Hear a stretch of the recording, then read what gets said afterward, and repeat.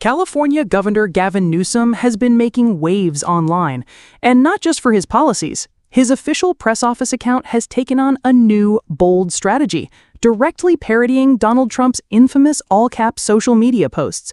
With biting nicknames, over-the-top rants, and even AI-generated images, Newsom's approach is leaving conservatives fuming.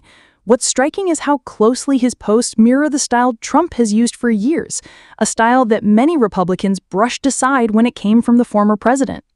Fox News hosts were quick to criticize the California governor.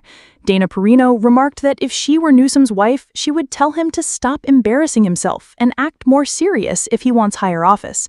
Gallagher echoed that sentiment, questioning why the governor of the nation's largest state would stoop to something so childish.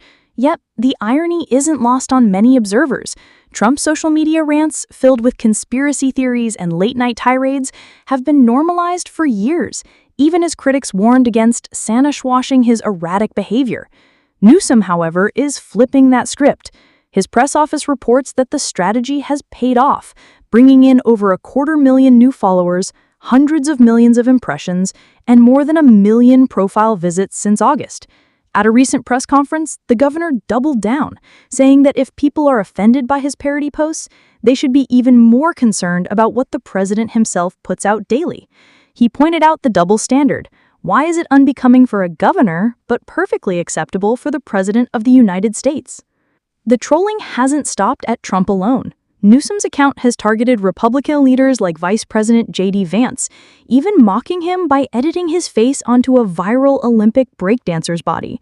He has also released AI-generated images that mirror Trump's style, from grandiose depictions of himself on Mount Rushmore to exaggerated prayer circles. The tactic is clear: to hold up a mirror to Trump's behavior and force the public to confront what has been tolerated in American politics.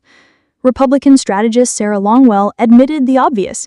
Yes, Newsom's content is ridiculous, but it resonates because it reveals the hypocrisy of tolerating Trump's antics while condemning others for doing the same.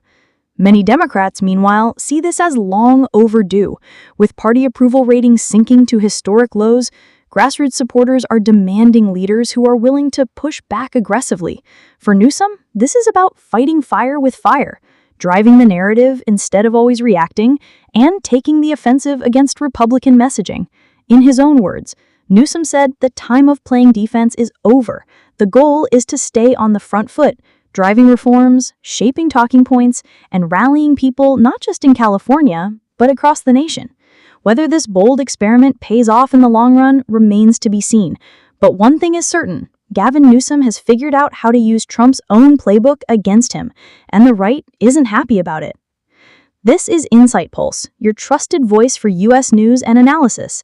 If you found this report informative, don't forget to subscribe to InsightPulse for more breaking stories, political insights, and in-depth coverage. Stay informed, stay aware, and we'll see you in the next update.